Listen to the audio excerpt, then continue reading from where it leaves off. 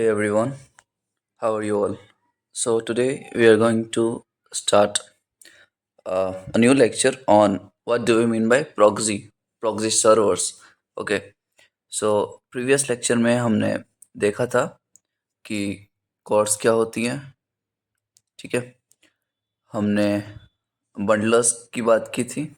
ये रहा हमारे पास बंडलर्स एंड रिएक्ट में बंडलर्स क्यों यूज़ होते हैं। हमने JSX के बारे में ऑलरेडी देख रखा है, CDN के बारे में देख रखा है। आज जो हम देखेंगे वो है हमारे पास क्या, वो है हमारे पास प्रॉक्सी। प्रॉक्सी क्या होती है, ठीक है। प्रॉक्सी क्या होती है, रिवर्स प्रॉक्सी क्या होती है एंड लोड बैलेंसिंग क्या होता है। ओके, तो ये तीन कॉन्सेप्ट मैं इस पार्ट में कवर करूँगा and I will try to make it very fast, ठीक है। तो स्टार्ट करें, आ जाओ। एंड इस चीज़ को स्टार्ट करने से पहले मैं बता दूं कि अगर आपको थोड़ा भी अच्छा लग रहा है ये चीज़, और अगर आप प्रीवियस लेक्चर को फॉलो कर रहे हो, ठीक है, तो काफ़ी जल्दी हम पूरा रिएक्ट कवर कर लेंगे। ऑलरेडी बैकएंड का करा रखा है मैंने एंड मैं कोशिश कर रहा हूँ कि रिएक्ट का जल्दी हो जाए सारा कुछ, फिर हम और फ्रंट एंड में टेक्नोलॉजीज के बारे में रीड आउट कर सकते हैं, ठीक है। तो चलो फिलहाल अभी टॉपिक पे आते हैं। क्या है हमारे पास टॉपिक, टॉपिक कौन सा है, proxy. Just hold on, topic कौन सा हमारे पास, प्रॉक्सी क्या होती है। हम चीज़ों को तोड़ तोड़ के पढ़ेंगे, ठीक है। ऐसा नहीं है कि मैं कोई हाई लेवल डेफिनेशन बता दूं और चला जाऊं, नहीं, ठीक है। तो प्रॉक्सी क्या होती है, प्रॉक्सी आपने सुना होगा या आपने खुद इस चीज़ को लगाई होगी। प्रॉक्सी अटेंडेंस लगाते हो आप लोग, प्रॉक्सी अटेंडेंस लगाते हो। इसका क्या मतलब होता है, इसका ये मतलब होता है कि भाई साहब, जस्ट अ सेकेंड, कि भाई साहब you are not actually present in class and your attendance is being marked by someone else. समझे इस बात को, कि आप नहीं हो प्रेजेंट क्लास में, आप क्लास में नहीं प्रेजेंट हो, लेकिन आपका जो अटेंडेंस है वो कोई और पर्सन लगा रहा है, आप प्रेजेंट नहीं हो, ठीक है। आपकी जो अटेंडेंस है वो कौन लगा रहा है, थर्ड पर्सन। तो ये क्या हुआ, प्रोग्रेसिव अटेंडेंस हो गई आपकी। कैसी अटेंडेंस, प्रोग्रेसिव अटेंडेंस। आप बोलते हो ना कि यार मेरी प्रॉक्सी लगा देना क्लास में, तो सेम चीज़ ही तो है ये, बस टर्म्स अलग अलग हैं, समझने की ज़रूरत है।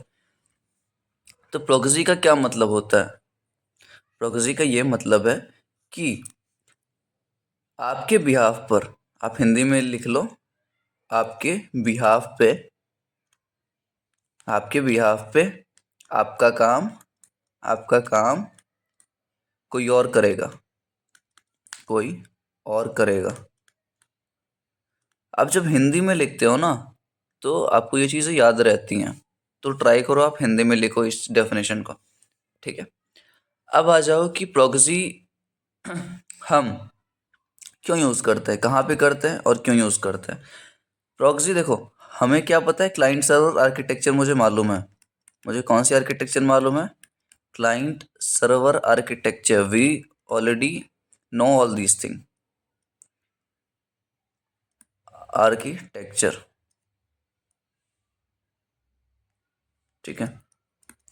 क्लाइंट सर्वर आर्किटेक्चर हमें मालूम है। इसमें क्या होता है, इसमें we have a client, in one hand side we have a client, ठीक है, और ये काफ़ी खुश क्लाइंट है हमारे पास। In the second hand side we have a server, in the second hand side we have a server. तो ये रहा हमारे पास क्लाइंट सर्वर मॉडल। क्लाइंट भाई साहब क्या करते हैं, क्लाइंट भाई साहब सर्वर से रिक्वेस्ट करेंगे, ठीक है। रिक्वेस्ट करेंगे किस चीज़ के लिए, डेटा के लिए, रिक्वेस्ट करेंगे डेटा के लिए, और सर्वर भाई साहब इसको रिस्पॉन्स देंगे, इसको सर्वर भाई साहब इसको रिस्पॉन्स देंगे, ठीक है, जो डेटा ये मांगे थे। समझ आ गया। तो ये रहा हमारे पास क्लाइंट सर्वर आर्किटेक्चर। तो प्रॉक्सी की आवश्यकता यहाँ पे क्यों पड़ी, प्रॉक्सी की आवश्यकता क्यों पड़ी। एक्चुअली अब इसको प्रॉक्सी मत बोलो, आप अब इसको बोलो प्रॉक्सी सर्वर्स, आप इसको क्या बोलोगे? Proxy servers. ठीक है, मैं कोशिश करता हूँ ये वीडियो को देखने के बाद आपको कोई और वीडियो देखने की ज़रूरत नहीं पड़नी चाहिए। ठीक है, जैसा कि मैंने पिछले लेक्चर में भी बोला था। ओके, तो क्लाइंट सर्वर आर्किटेक्चर ये है हमारे पास। तो अब क्या है ना, ये डायग्राम आप देखो, इसमें प्रॉब्लम क्या है? क्लाइंट सर्वर आर्किटेक्चर में प्रॉब्लम क्या थी? प्रॉब्लम क्या थी जिसकी वजह से मुझे प्रॉक्सी सर्वर्स की ज़रूरत पड़ी? ठीक है, प्रॉब्लम ये है कि इसमें प्रॉब्लम ये है कि this is not secured, this is not secured, this is not secured. और भी काफ़ी सारी फंक्शनैलिटी जो है जो हम परफॉर्म नहीं कर पा रहे। And there are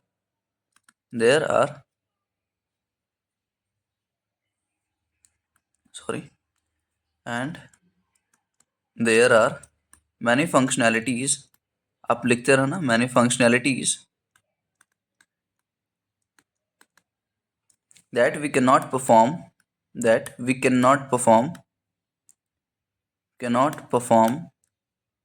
commonly। अब इसका मतलब क्या है?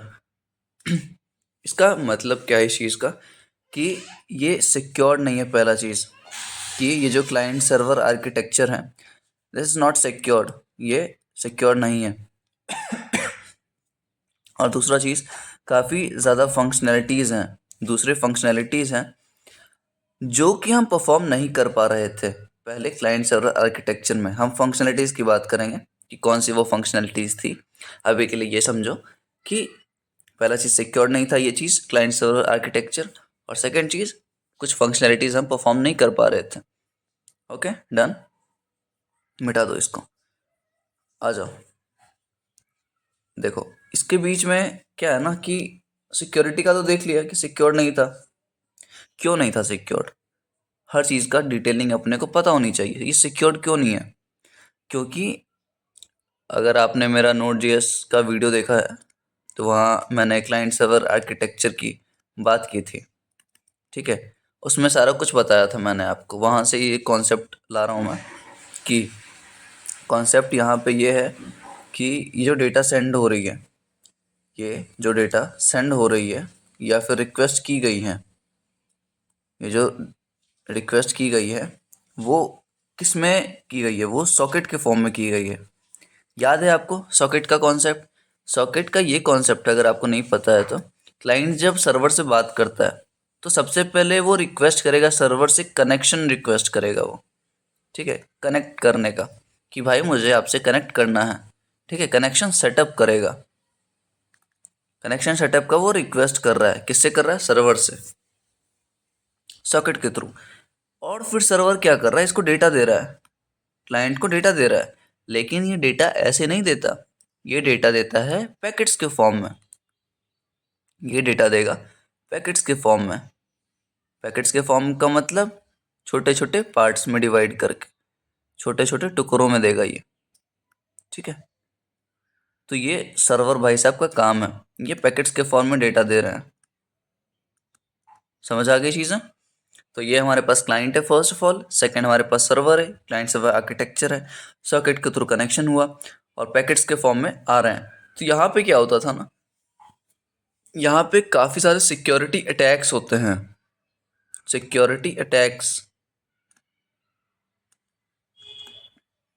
मतलब यहाँ पे आप कोई भी अटैक्स होता है ना, जैसे फिशिंग अटैक हो गया या फिर कोई और अटैक जो डेटा को हार्म कर सकता है।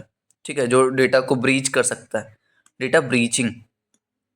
ठीक है, मतलब ऐसा बहुत जो भी अटैक्स रहते हैं ना, सिक्योरिटी अटैक्स, वो इस डेटा पे होते हैं, वो इस पैकेट्स ऑफ डेटा पे होते हैं। ठीक है, इस पैकेट्स ऑफ डेटा पे होते हैं, और जिसकी वजह से हमारा डेटा ब्रीच हो जाता है या फिर बीच में हमारा डेटा लीकेज हो जाता है। अगर आपने साइबर सिक्योरिटी पढ़ी तो आपको ये पता होगा कि यहाँ से डेटा हमारा बहुत सारे अटैक्स के वजह से डेटा ब्रीच हो जाता है। ठीक है, तो इसी चीज़ को हैंडल करने के लिए हमारे पास क्या चीज़ आई? हमारे पास आई कॉन्सेप्ट प्रॉक्सी सर्वर्स की। ठीक है, इसी डायग्राम में मैं बताता हूँ। मेरे पास क्या है, एक अब आ गई प्रॉक्सी सर्वर। क्या है इसका नाम? इस भाई साहब का क्या नाम है? इस भाई साहब का नाम है प्रॉक्सी सर्वर। प्रॉक्सी सर्वर, ठीक है। अब ये क्या करेंगे ना, अब पहले वाला सिनेरियो नहीं रहा। अब डायरेक्ट नहीं भेजेगा क्लाइंट। अब क्लाइंट डायरेक्ट रिक्वेस्ट नहीं भेजेगा किसको? अब यहाँ से ये चीज़ हटाओ। क्लाइंट डायरेक्ट रिक्वेस्ट नहीं भेजेगा सर्वर को, ठीक है।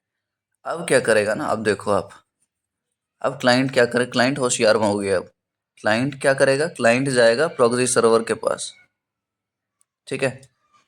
रिक्वेस्ट करेगा। रिक्वेस्ट किससे कर रहा है, किसको कर रहा है रिक्वेस्ट? प्रॉक्सी सर्वर को। फिर प्रॉक्सी सर्वर इस रिक्वेस्ट को ले जाएगा अपने मेन सर्वर पे।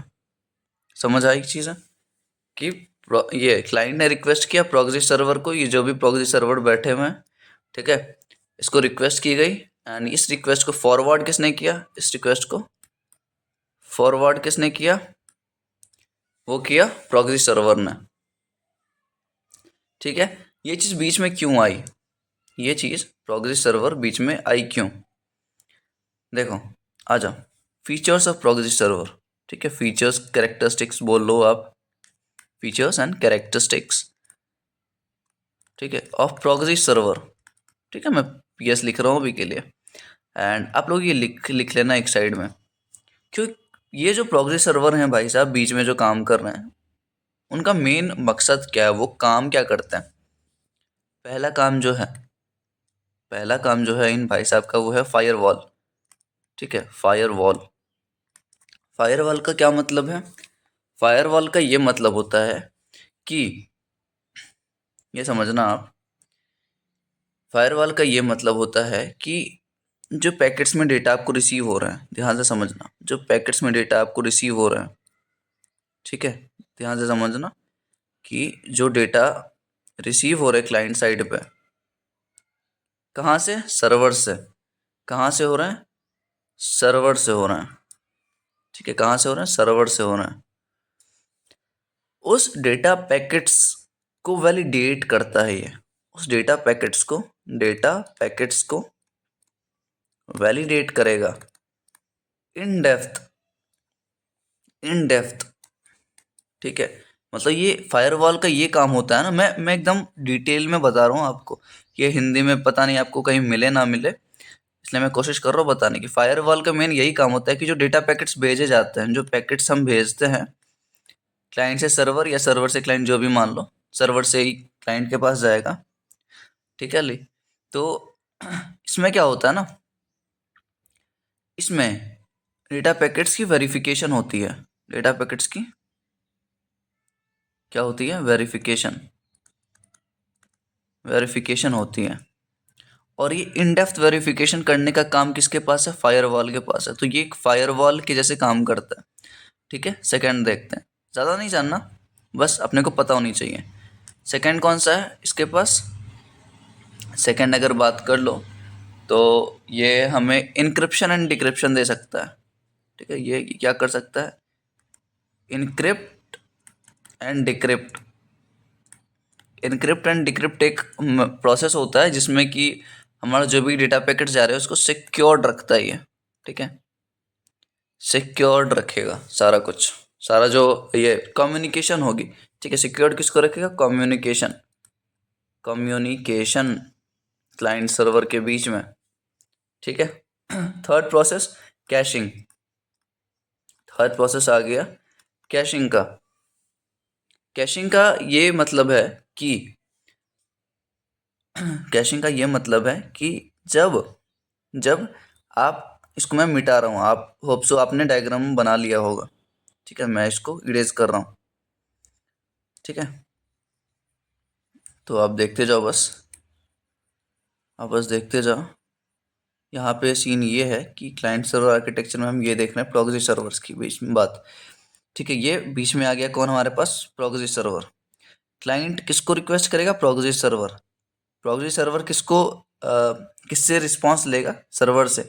और वापस जो रिस्पांस आएगा वो प्रॉक्सी सर्वर के पास आएगा, फिर ये यहाँ पे भेजेगा, ठीक है। ये रिक्वेस्ट का पार्ट है और ये रिस्पांस का पार्ट है। तो कैशिंग में ये होता है ना जब क्लाइंट ने सर्वर से रिक्वेस्ट किया, प्रॉक्सी सर्वर के थ्रू, ये क्या है, प्रॉक्सी सर्वर के थ्रू।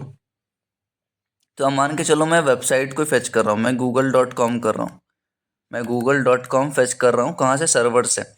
तो फर्स्ट टाइम क्या होगा ना, फर्स्ट टाइम ये सर्वर से आएगी रिक्वेस्ट, ये रिक्वेस्ट सर्वर से मिलेगा मुझे, ये रिस्पॉन्स सर्वर से मिलेगा। लेकिन सेकंड प्रोसेस में क्या होगा ना, ये जो बीच में है हमारे पास, क्या है, बीच में हमारे पास प्रॉक्सी सर्वर है, ये क्या कर रहा है, कैशिंग कर रहा है। कैशिंग कर रहा है मतलब पहली बार जब आपने लोड कर लिया अपने वेबसाइट, तो सेकेंड टाइम में वो क्या करेगा, वेबसाइट का सेम टू सेम सारा स्ट्रक्चर वो अपने अंदर रख लेता है। इसको क्या बोलते हैं हम, कैशिंग। वो अपने अंदर रख लेगा, ठीक है, प्रॉक्सी सर्वर अपने अंदर सारा डेटा रख लेगा। और सेकेंड टाइम जब हम रिक्वेस्ट करेंगे, सेकेंड टाइम हम google.com लिखेंगे, तो वो सर्वर से रिक्वेस्ट रिस्पॉन्स नहीं आएगा। तो प्रॉक्सी सर्वर भाई साहब क्या करेंगे, तो सेकेंड जो रिस्पॉन्स आएगा मेरे पास, पहला बार रिस्पॉन्स कहाँ से आ रहा था, फर्स्ट टाइम रिस्पॉन्स जो आ रहा था मेरे पास सर्वर से आ रहा था। सेकेंड टाइम जो रिस्पॉन्स आएगा वो मेरे पास कहाँ से आएगा, प्रॉक्सी सर्वर से।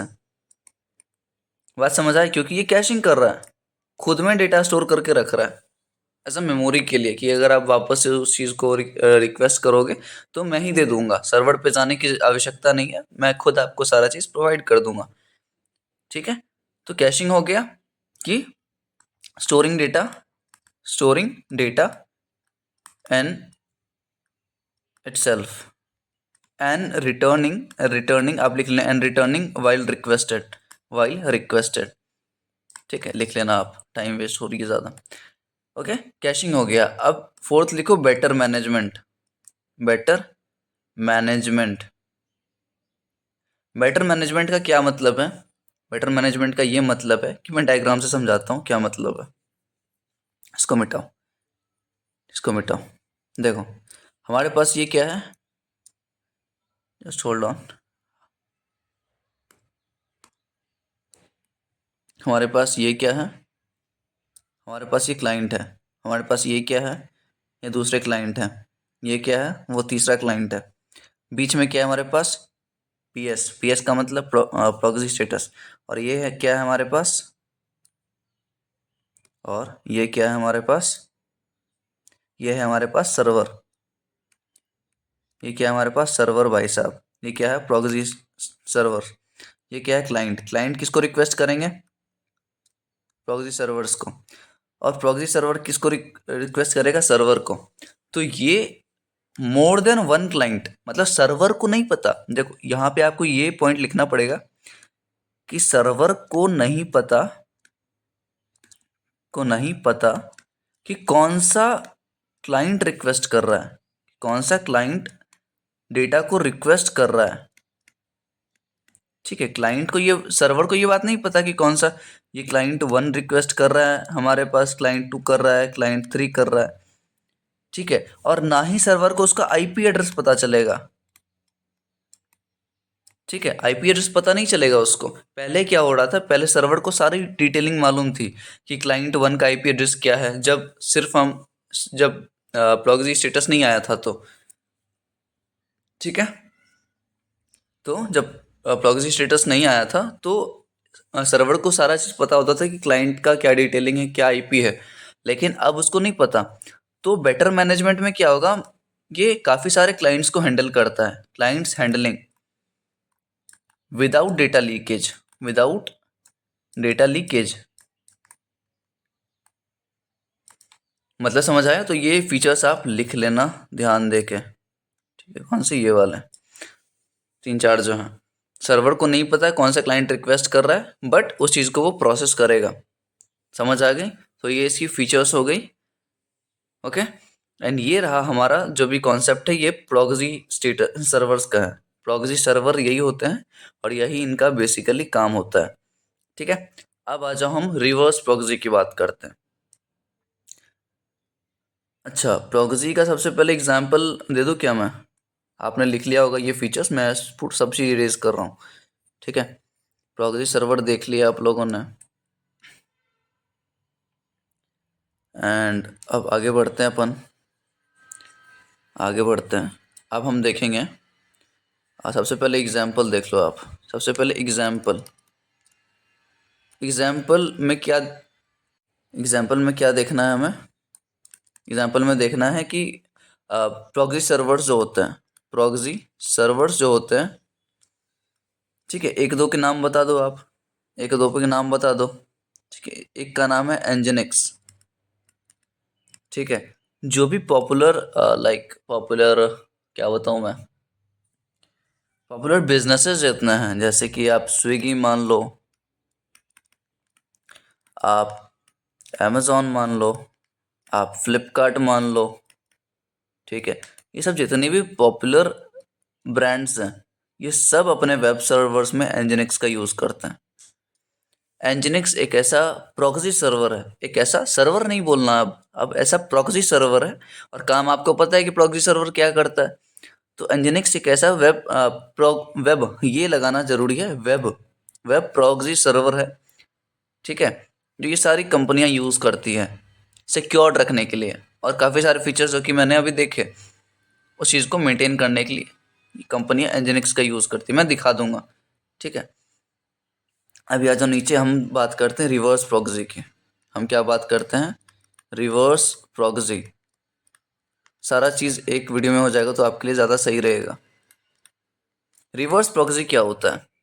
रिवर्स प्रॉक्सी में ये होता है कि पहले क्या कंडीशन था, पहले क्या कंडीशन थी, पहले ये कंडीशन थी कि क्लाइंट्स बहुत थे, क्लाइंट्स मल्टीपल थे, सर्वर एक था। ठीक है, क्लाइंट्स मल्टीपल थे और लेकिन वन सर्वर, लेकिन सर्वर एक था। ठीक है, क्लाइंट्स मल्टीपल थे, सर्वर एक था। अब रिवर्स प्रॉक्सी में क्या होगा, आप लिख लेना कि मल्टीपल सर्वर्स होंगे एंड क्लाइंट वन होगा, एंड वन क्लाइंट होगा। ठीक है, पहले वाले सिनेरियो में जब एक एक सर्वर रहते थे, मल्टीपल क्लाइंट्स होते थे, तो सर्वर को पता नहीं, इसमें सर्वर को पता नहीं,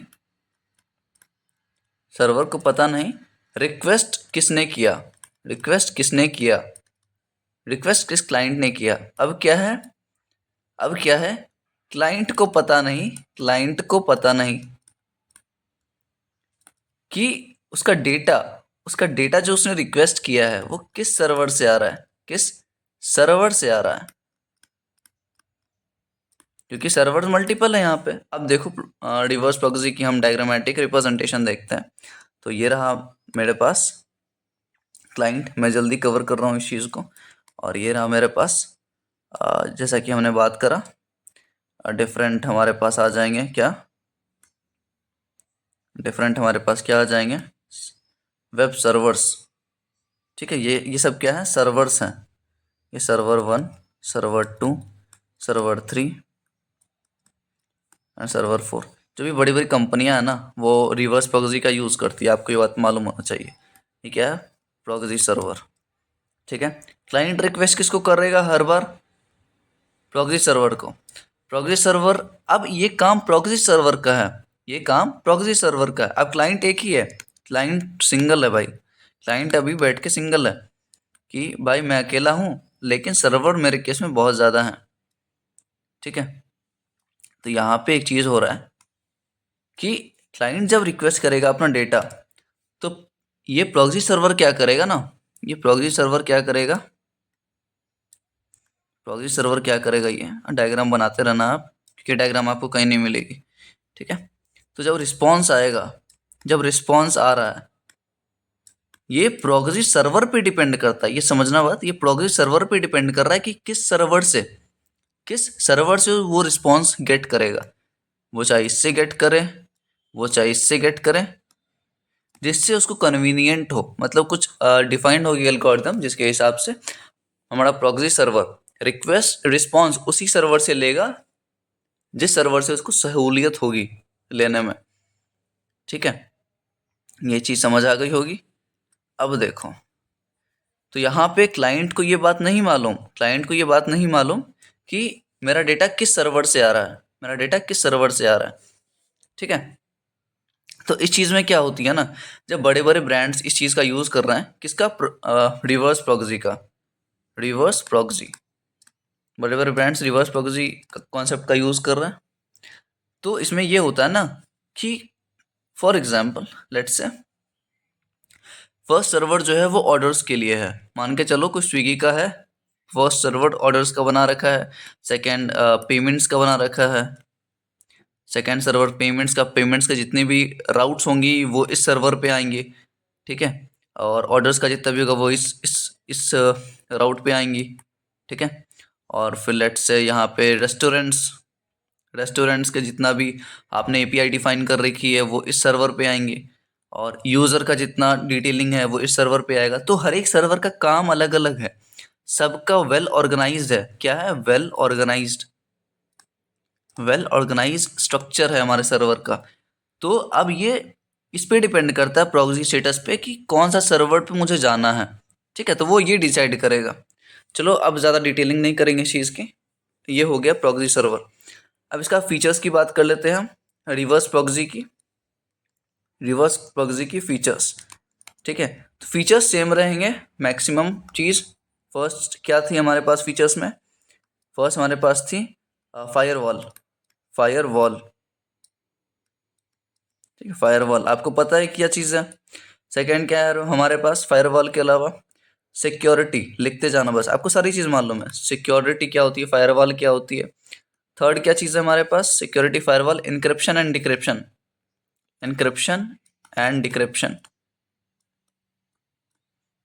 ठीक है। फोर्थ क्या है हमारे पास? एनक्रिप्शन डिक्रिप्शन हो गया, एंड कैशिंग, ठीक है।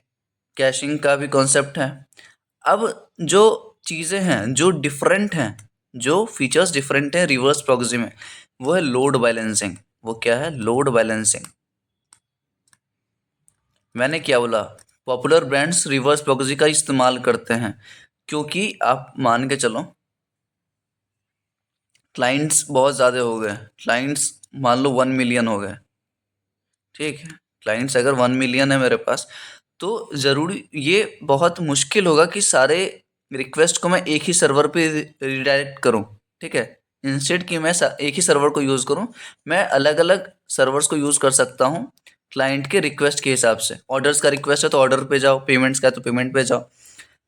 तो लोड बैलेंसिंग में क्या होता है ना, ये काम किसका है? ये प्रॉक्सी सर्वर का काम है कि लोड जितना भी आए, चाहे 1 मिलियन लोड आए, चाहे 2000 आए, चाहे 10,000 क्लाइंट का लोड आए, ट्रैफिक आए, ये प्रॉक्सी सर्वर क्या करेगा? उस चीज़ को हैंडल करेगा, ठीक है। उस चीज़ को हैंडल करने का काम, लोड को बैलेंस करने का काम, लोड का मतलब ट्रैफिक को बैलेंस करने का काम किसका है? प्रॉक्सी सर्वर का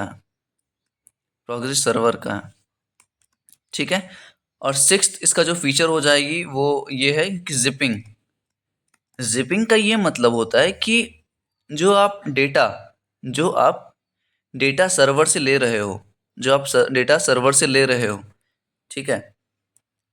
लेट्स से जो, या फिर जो आप क्लाइंट सेंड कर रहा है या स्टोर कर रहा है, क्लाइंट ने 100 MB की फाइल स्टोर करी अपने सर्वर पे, ठीक है।